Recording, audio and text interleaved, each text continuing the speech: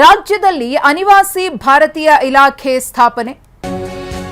ಅನಿವಾಸಿ ಭಾರತೀಯ ಇಲಾಖೆಯ ಸ್ಥಾಪನೆಗೆ ನಿರ್ಧಾರವನ್ನು ಮಾಡಲಾಗಿದೆ. ಹಾಗಾಗಿ ಅನಿವಾಸಿ ಭಾರತೀಯ ಸಂಸ್ಥೆಗಳ ಮುಖ್ಯಸ್ಥರ ಜೊತೆಗೆ ಸಭೆ. ಸುಮಾರು 10ಕ್ಕೂ ಹೆಚ್ಚು ಮುಖ್ಯಸ್ಥರ ಜೊತೆ ಸಿಎಂ ಡಿಕೆ ಶಿವಕುಮಾರ್ ಅವರು ಮೀಟಿಂಗ್ ಮಾಡಲಿದ್ದಾರೆ. ತಮಿಳುನಾಡು, ಕೇರಳ, ಪಂಜಾಬ್ ಮಾದರಿ ಇಲಾಖೆ ರಚನೆಗೆ ನಿರ್ಧರಿಸಲಾಗಿದೆ. ವಿದೇಶದಲ್ಲಿ ನೆಲೆಸಿದ ಜನರ ಸಮಸ್ಯೆ ಪರಿಹಾರಕ್ಕೋಸ್ಕರ ಇಲಾಖೆಯನ್ನ ಸ್ಥಾಪಿಸುವ ಉದ್ದೇಶವನ್ನ ಇರಿಸಿಕೊಳ್ಳಲಾಗಿದೆ.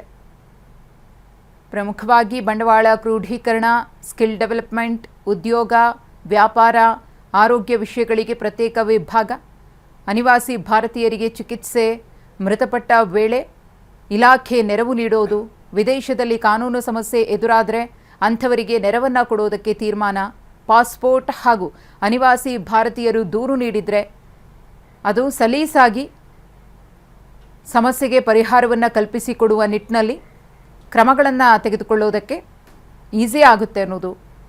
ಪ್ರತ್ಯೇಕ ವಿಚಾರಣಾ ಡೆಸ್ಕ್ ರಚನೆಯ ಸಾಧ್ಯತೆಯೂ ಕೂಡ ಇದೆ. ರಾಜ್ಯಕ್ಕೆ ಆಗಮಿಸುವ ವಿದೇಶಿ ವಿನಿಮಯ ಹೆಚ್ಚಳಕ್ಕೂ ಕೂಡ ಕ್ರಮ. ಸುಮಾರು 50 ಲಕ್ಷ ಅನಿವಾಸಿ ಭಾರತೀಯರಿಗೆ ಇಲಾಖೆ ನೆರವನ್ನು ನೀಡುವ ಗುರಿಯನ್ನು ಹೊಂದಿದೆ. ಇವತ್ತು ನಡೆಯುವ ಸಂಪುಟ ಸಭೆಯಲ್ಲಿ ಈ ಬಗ್ಗೆ ಚರ್ಚೆಯನ್ನು ಮಾಡುವ ಸಾಧ್ಯತೆ ಇದೆ. ಡಿಕೆ ಶಿವಕುಮಾರ್ ಅವರು ಸುಮಾರು 10ಕ್ಕೂ ಹೆಚ್ಚು ಸಂಸ್ಥೆಗಳ ಮುಖ್ಯಸ್ಥರ ಜೊತೆಗೆ ಸಭೆಯನ್ನು ಮಾಡ್ತಾರೆ.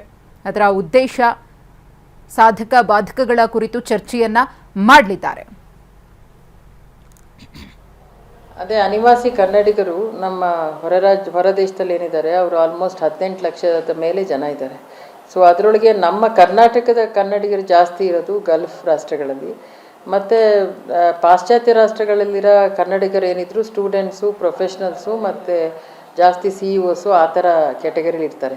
ಅವ್ರದ್ದು ಸ್ಟೂಡೆಂಟ್ಸ್ದು ಅವ್ರದ್ದೇ ಆದ ಕೆಲವು ಸಮಸ್ಯೆ ಇರುತ್ತೆ. ಹೋಗುವಾಗ ಹೆಂಗೆ ಹೋಗಬೇಕು, ಓರಿಯೆಂಟೇಷನ್ ಪ್ರೋಗ್ರಾಮ್ ಕೊಟ್ಟರೆ ಅವ್ರಿಗೆ ಒಳ್ಳೆಯದು. ಬಿಕಾಸ್ ಕೆಲವರು ಹಳ್ಳಿಯಿಂದ ಎಲ್ಲ ಹೋಗ್ತಾರೆ. ಅವ್ರಿಗೊಂದು ಯಾವ್ಯಾವ ದೇಶಕ್ಕೆ ಏನು ತೊಗೊಂಡು ಹೋಗ್ಬೋದು, ತೊಗೊಂಡು ಹೋಗಬಾರ್ದು, ಅಲ್ಲಿ ಯಾವ್ದ್ಯಾವ್ದು ಏರಿಯಾದಲ್ಲಿ ಇದ್ದರೆ ಸೇಫು, ಆ ಥರದ್ದು ಕೆಲವು ಅವ್ರಿಗೆ ಏನಾರು ಒಂದು ಇನ್ಫಾರ್ಮೇಷನ್ ಬೇಕಂದರೆ ಕೊಡೋಕ್ಕಂತ ಒಂದು ಅವ್ರದ್ದು ಆ ಪ್ರಾಬ್ಲಮ್ ಇದೆ ಜಾಸ್ತಿ. ಅದನ್ನು ಕೇಳೋಕ್ಕೆ ಫೋನ್ ಮಾಡ್ತಾರೆ.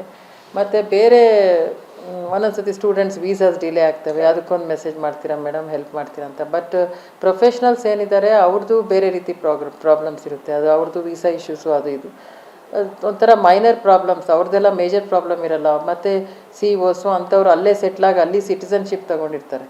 ಅವ್ರದ್ದೇನೆಂದರೆ ಎಷ್ಟೋ ವರ್ಷಗಳಿಂದ ಇಲ್ಲಿ ಪ್ರಾಪರ್ಟಿ ಬಿಟ್ಟು ಹೋಗಿರ್ತಾರೆ. ಆ ಪ್ರಾಪರ್ಟಿ ನೋಡೋರು ಇರಲ್ಲ, ಅವರು ಜಾಸ್ತಿ ಬರಲ್ಲ ಈ ಕಡೆ.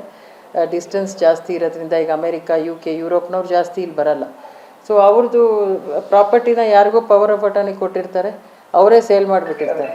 ಸೊ ಅವ್ರು ಬಂದಾಗ ಅವ್ರ ಪ್ರಾಪರ್ಟಿನೇ ಇರಲ್ಲ. ಸೊ ಪ್ರಾಪರ್ಟಿ ರಿಲೇಟೆಡ್ ಇಶ್ಯೂಸು ಮತ್ತು ಮ್ಯಾರೇಜ್ ರಿಲೇಟೆಡ್ ಇಶ್ಯೂಸ್. ಮೊದಲನೇದಾಗಿ thank you very much TV9 ಅವರಿಗೆ ತುಂಬ ಧನ್ಯವಾದಗಳು. ಏಕೆಂದರೆ ನೀವು ಒಳ್ಳೆಯ ಒಂದು ಕಾರ್ಯವನ್ನು ಏನೆಂದರೆ ಜನರಿಗೆ ಮನದಟ್ಟಾಗ ನೀವು ಸುದ್ದಿಯನ್ನು ಪ್ರಸಾರ ಮಾಡ್ತಾ ಇರ್ತೀರಾ. ಮೊದಲನೇದಾಗಿ ಏನೇನಿದ್ರೆ ನಾನು ಸೌದಿ ಅರೇಬಿಯಾದಿಂದ ಬಂದಿದ್ದೇನೆ. ಸೌದಿ ಅರೇಬಿಯಾದ NRI ಈಸ್ಟರ್ನ್ ಪ್ರಾವಿನ್ಸಿನ ಅಧ್ಯಕ್ಷನಾಗಿದ್ದೇನೆ, NRI ಫಾರಮಿನ ಅಧ್ಯಕ್ಷನಾಗಿದ್ದೇನೆ. ನಮ್ಮ ಈ ಒಂದು ಅನಿವಾಸಿ ಕನ್ನಡಿಗರ ಬೇಡಿಕೆ ಏನೆಂದರೆ ನಾವು ಎಷ್ಟೋ ವರ್ಷದಿಂದ ನಾವು ಹೋರಾಡ್ತಾ ಇದ್ದೇವೆ, ಸಚಿವಾಲಯ ಬೇಕು ಅಂತ. ಈಗಿನ ಮುಖ್ಯಮಂತ್ರಿ ಆದಂಥ ನಮ್ಮ ಮಾನ್ಯ ಧೀಮಂತ ನಾಯಕ ಹಾಗೂ ನಮ್ಮ ಮಾನ್ಯ DK ಶಿವಕುಮಾರ್ ಅವರು ಮುಖ್ಯಮಂತ್ರಿ ಆದ ಒಡನೆ ಅವರ ಆ ಗ್ಯಾರಂಟಿ 6ನೇದು ಗ್ಯಾರಂಟಿ ಇತ್ತು, ಆ ಗ್ಯಾರಂಟಿಯನ್ನು ಅವರು ಕೊಟ್ಟಿದ್ದಾರೆ.